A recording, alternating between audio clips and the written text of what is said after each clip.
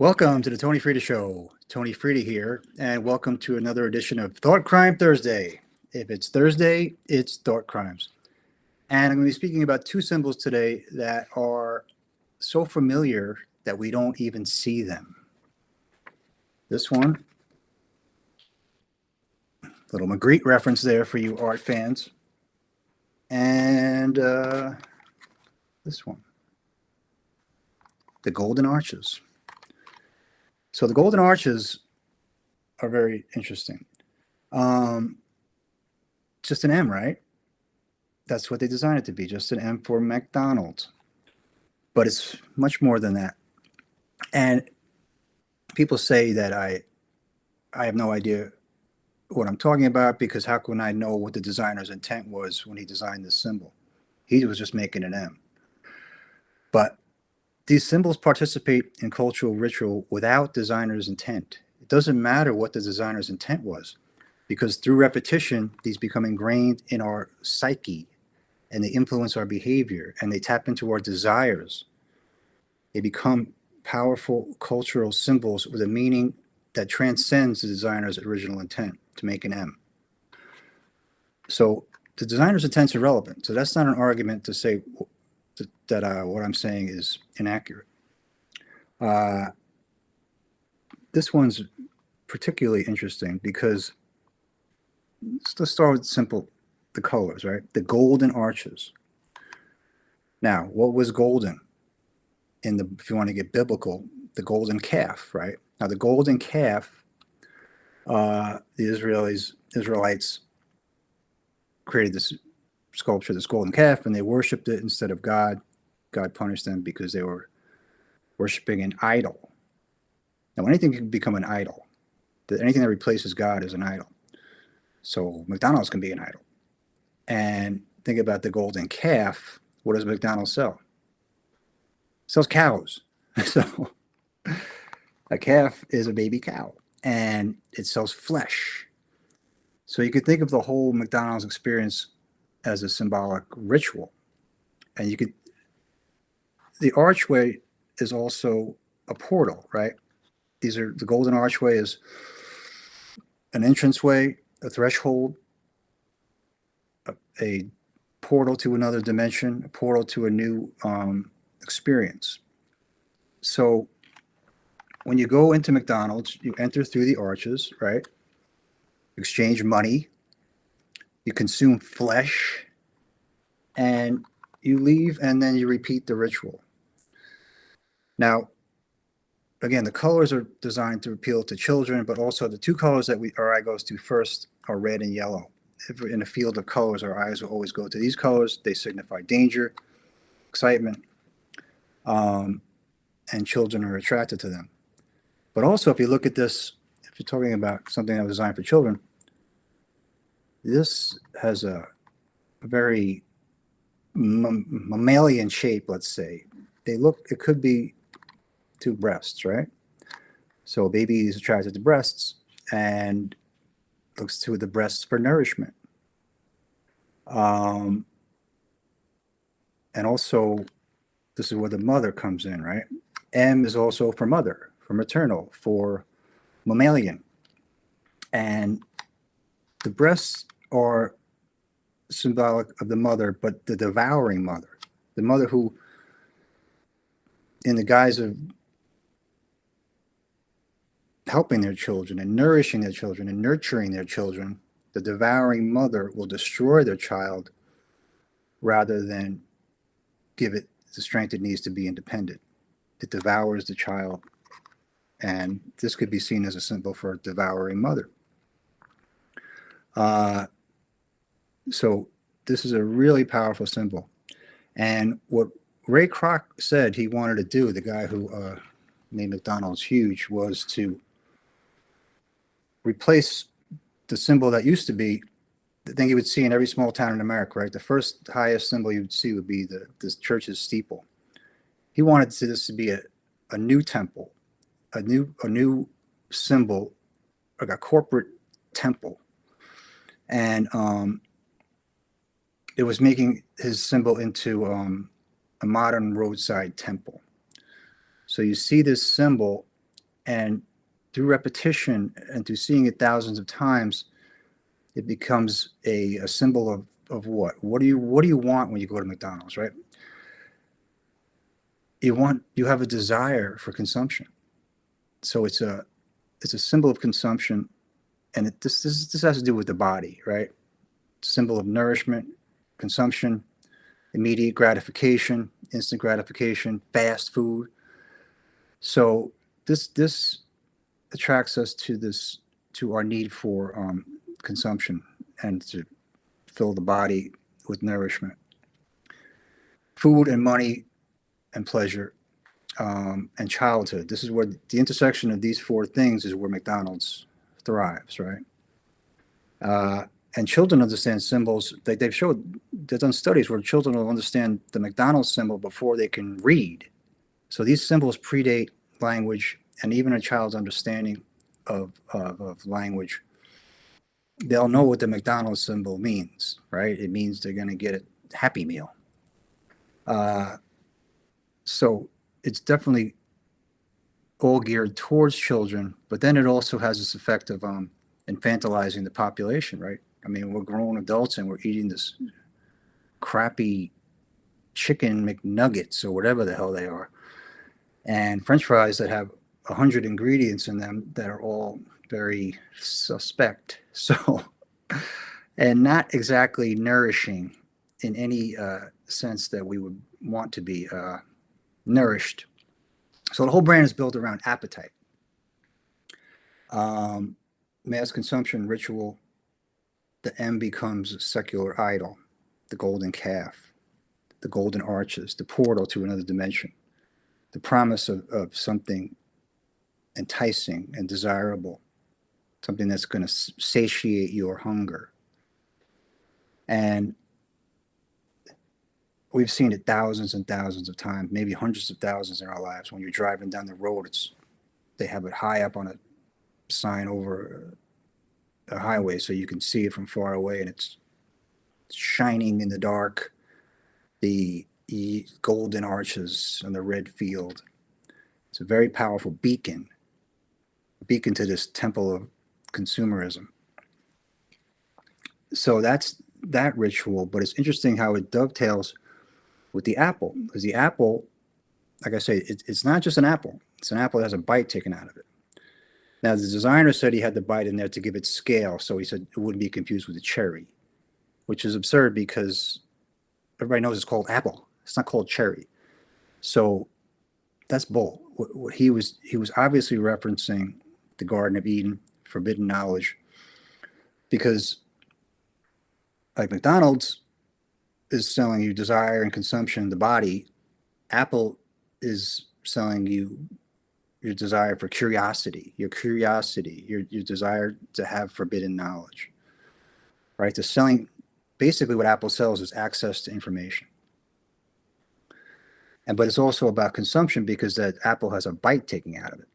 So it's desire, consumption, knowledge, and it's a very prophetic symbol because we're in this age of AI now where, we're not in control of the technology anymore. The technology is about to be in control of us. So we're at this threshold right now. So whatever controls your attention eventually controls and participates in constructing your reality. Now, these symbols are always in our mind, and everywhere we go, we're being bombarded with them. Every time you see someone with a laptop or an iPhone, or they don't even need to advertise because they're ubiquitous, right? They're everywhere. McDonald's is everywhere. And this constant repetition becomes a ritual. And the ritual is what becomes part of our psychology. It informs our behavior. There's a Pavlovian response that's happening subliminally.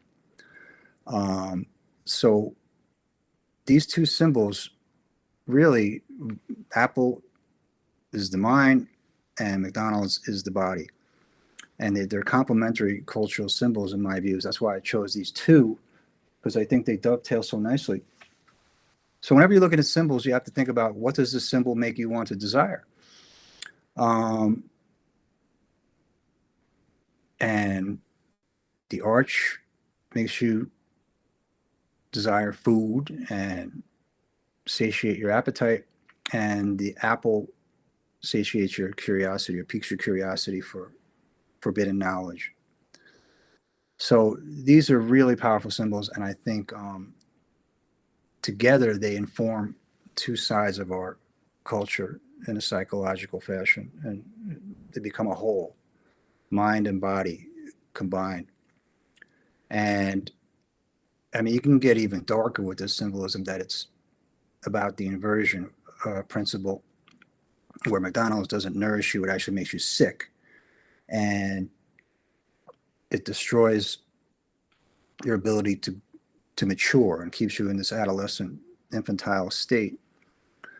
And you will keep repeating the ritual because it becomes habituated, where you go through the McDonald's ritual over and over and over. And then it almost becomes like a church, like the same ritual. Like I said, you go through the arches, you exchange money, you consume flesh, leave, and repeat the ritual. We've all done it thousands of times. So it becomes this modern temporal ritual that replaces the sacred with the profane or the mundane. And that's what the devil wants to do, right? So that's where it becomes sort of demonic. It's a move away from God and away from the holy and into this profane parody of a sacred ritual. And I think that's where we're at. We're in this culture now where nothing's sacred and nothing's profane. And we've lost our way. And it's these brands become like liturgy of consumerism. A cult is built around these brands through these secular idols that we've created.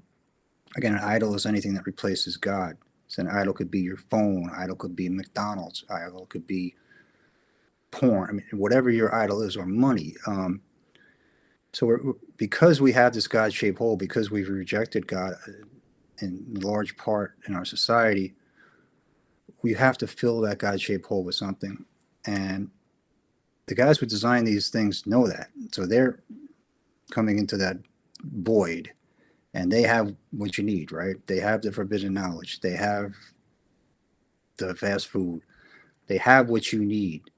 These basic human desires are being satisfied by their products. Again, all advertising is tapping into a basic human need and connecting your product to it. And it happens through this language of symbolism below the threshold of our perception. And through just constant repetition, it becomes something that we see, but we don't. We see it every day, but it's so familiar we don't even see it. That's why I want to try to get to the deeper understanding of these things. And I think it's really important to understand these symbols and how they affect you and how they become part of your culture. And they replace something that's sacred and holy and good with something that's designed to take your money and at your expense. So again, these cultural symbols are these two, just to me, are like the king and the queen of the demonic transhumanist cult that we find ourselves in, being influenced by. Something else I wanted to talk about. It's this whole idea that knowledge has become the new God, right? I mean, the ritual of Apple is knowledge, temptation, transgression, consumption, and then transformation. Like God says, he determines the order of reality. But the serpent that got Eve to bite the apple says you can determine reality yourself. The apple represents humanity's temptation to replace divine wisdom with technological wisdom, technology. The apple archetype represents humanity's temptation to replace divine wisdom with technological knowledge. I said that twice because it's twice. It's really important. Again, the central product is access to information, and that's what the devil was selling Eve, access to information and bypassing the holy to become God. He said, you will be God if you eat this. And now we're at this place where we don't, Apple's telling us we don't need God. We have the machine. We need the machine, and they sell us the machine. So it's fascinating to me to understand as an artist how these symbols are used to manufacture or consent to a culture that hates us, right? It's this idea that it's no disorder to be maladjusted to a sick society. And we sort of, everybody has this pathology now, but they're sick because the society is sick and they can't adjust to it because they shouldn't, and we shouldn't be adjusting to it. We should demand a better society, and then we wouldn't all be anxious and depressed and angry and all the things that you see all around you. So unless we transform this culture, unless we get closer to God and the divinity within ourselves, we're always going to be at the mercy of these people who know how to manipulate us through symbols, through creating a culture that benefits them at our expense. And we get trapped in it. It's like a mental prison where we're trapped in it. We can't see it. It's so familiar we can't even see it. It's like a fish swimming in water, and you ask the fish, "Where's the water?" He says, "What water?" He doesn't see it because he's in it, and we're in it. We're in this demonic system, this anti-human, transhuman system that wants us sick and unalive and unaware. And this is what the phones have done to us. You see these kids walking around mesmerized by these things. They've lost their connection not only to God, but even to humanity. They're completely atomized. They're completely addicted to this promise of the apple. They've taken a bite of the apple, and now they're addicted. So that symbol is so potent, so powerful, and such a prophetic symbol for our times, where everybody's become Eve. Everybody's exchanged their souls for a taste of forbidden fruit. And that model is being played out across humanity, across the globe. And I mean, there's people who say, like, in 20 years, the kids today being brought up on what they're a baby handed a phone, they're not going to be able to interact with other human beings. They're going to be so conditioned, and their muscles, those social muscles, are going to be so atrophied that they'll literally be unable to really have any sort of meaningful connection with other human beings. And I mean, if that's not the devil destroying humanity, destroying God's creation, I don't know what is. So I just want to talk a little bit about how I got into thinking about all this stuff.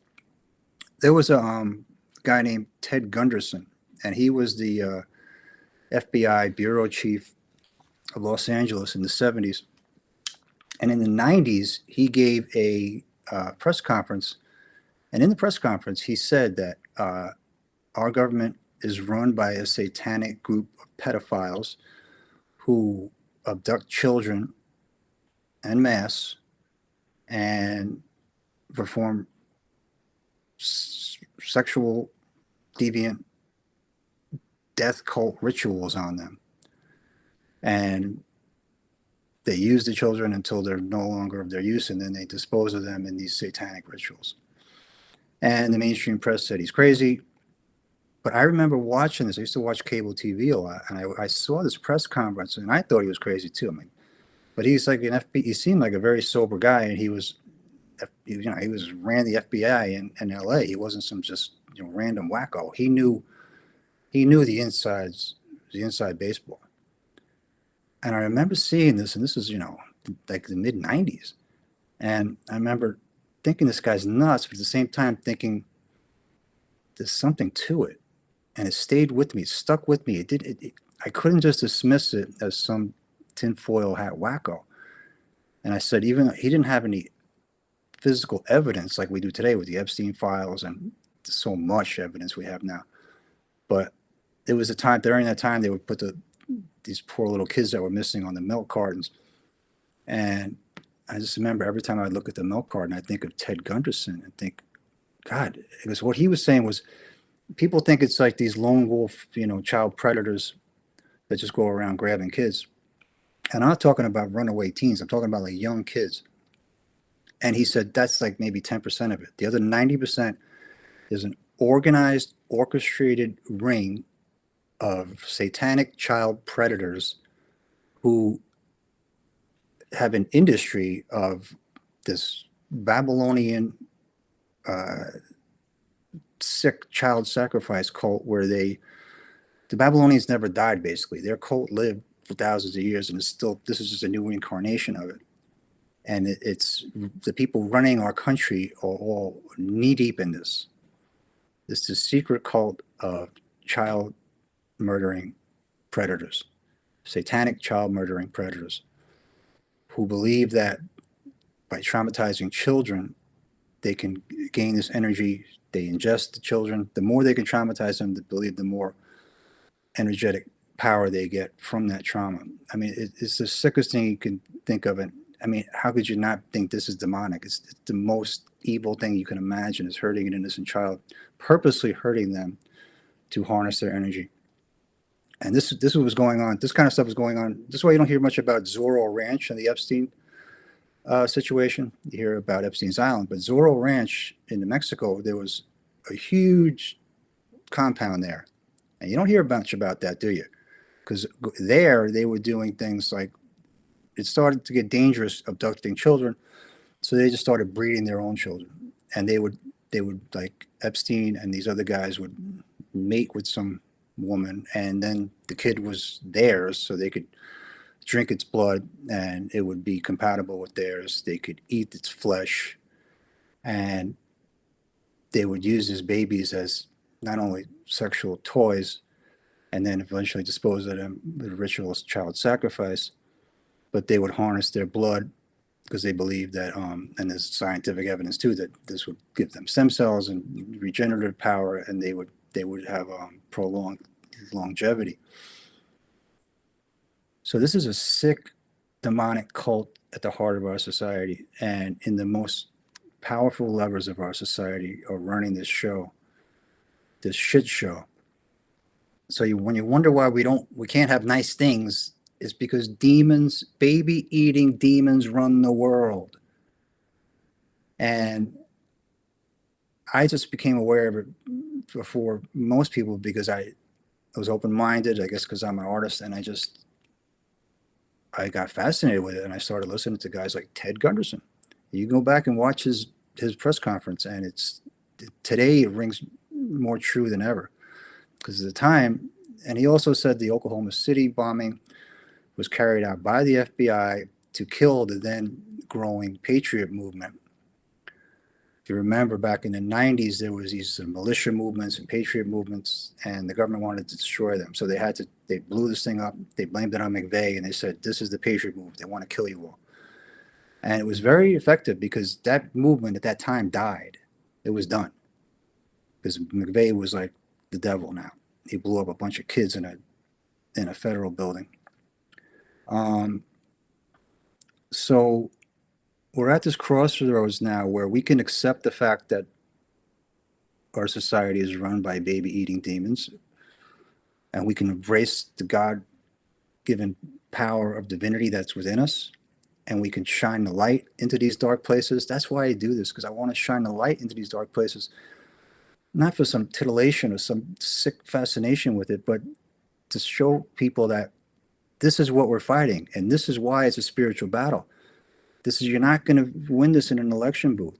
We have to harness our collective power of good and light, and we have to not let one crack of darkness in, because once we do, we open the door for demonic possession, in my view.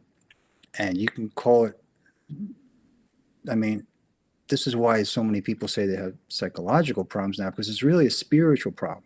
The psychological manifestation of it and the physical manifestation of it. Everybody's sick, either mentally sick, and they're physically unwell, because at the heart of it is a spiritual dis-ease.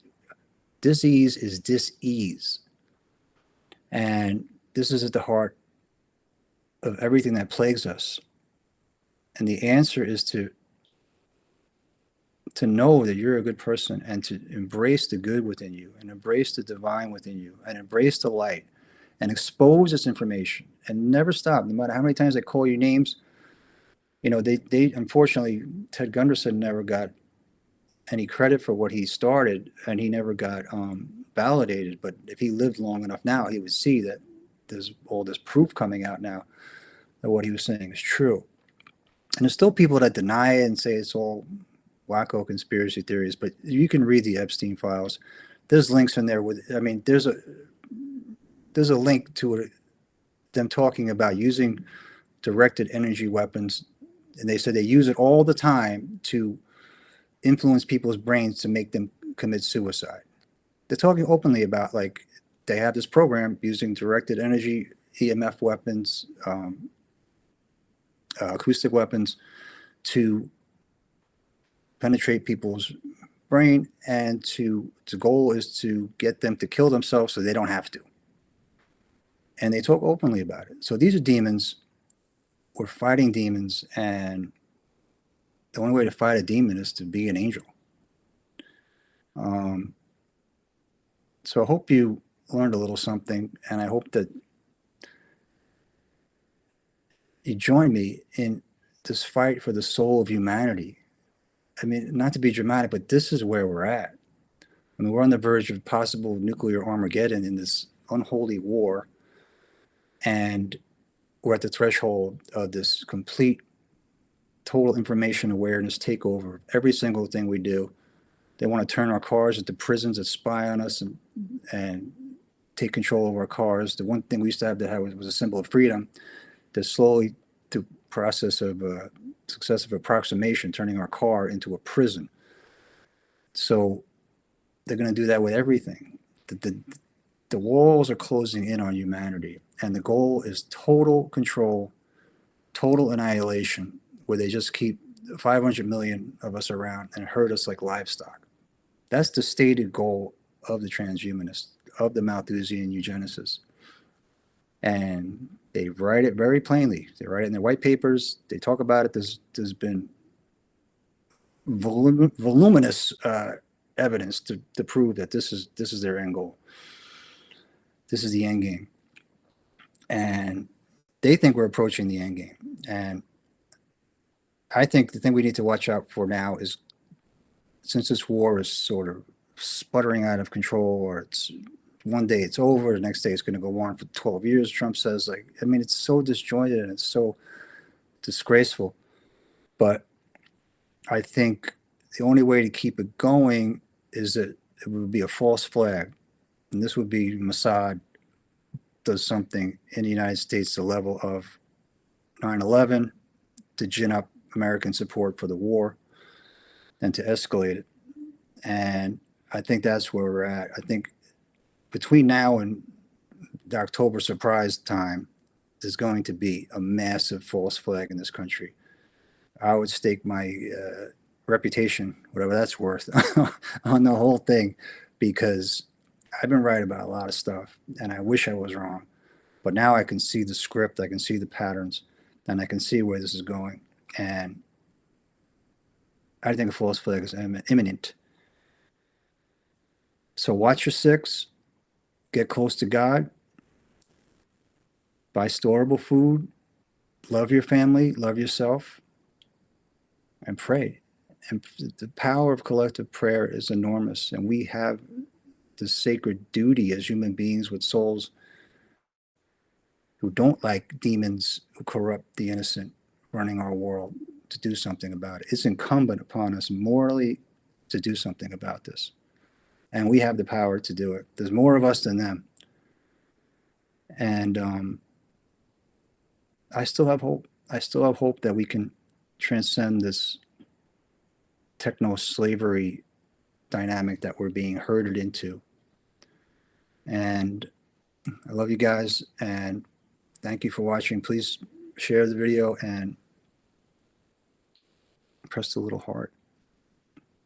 Thanks.